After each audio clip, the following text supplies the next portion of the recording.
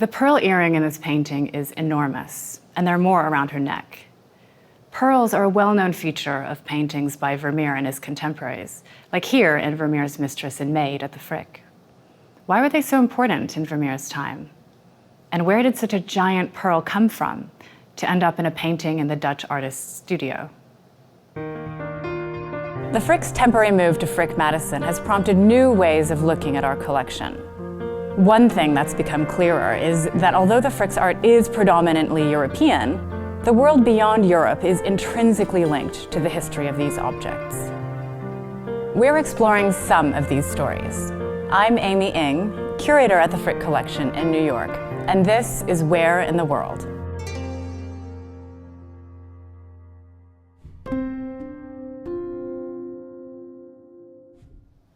Pearls have been a luxury material for thousands of years, worn as jewelry, used to decorate clothing and objects, even prescribed as medicine. If you can believe it, pearls were crushed and consumed by people as a cure for various ailments.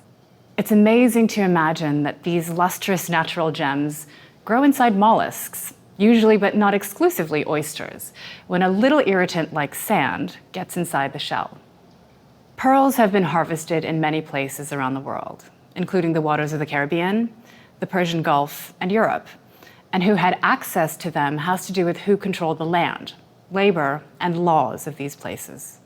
For Vermeer, painting in the second half of the 1600s in Holland, pearls were coming from the Gulf of Mannar, between Sri Lanka and India, which from 1658 was forcibly ruled by the Dutch. Before them it was the Portuguese, and after it would be the British.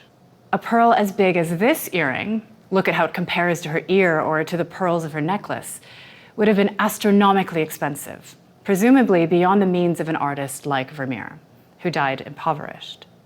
Indeed, scholars have suggested that Vermeer's giant pearl may be fake, made of polished tin or glass, or perhaps Vermeer exaggerated its size just with his painting.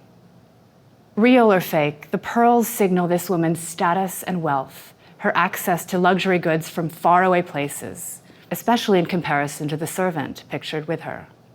As one might imagine, harvesting pearls was not easy. Divers had to swim down to oyster beds. Remember, this was well before scuba gear.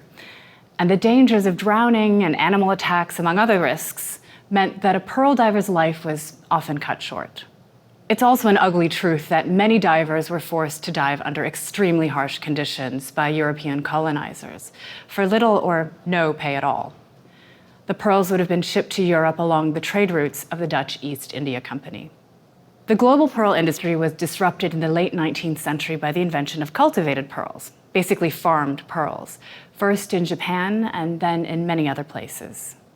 Today, natural pearls remain extremely rare and valuable, still requiring divers to harvest them from deep waters. Admiring the pearls in Vermeer's light, it's easy to forget their humble origins. A bit of sand inside a shell, growing for years in dark waters, and the danger, skill, and labor that brought them to the painter's eye and imagination.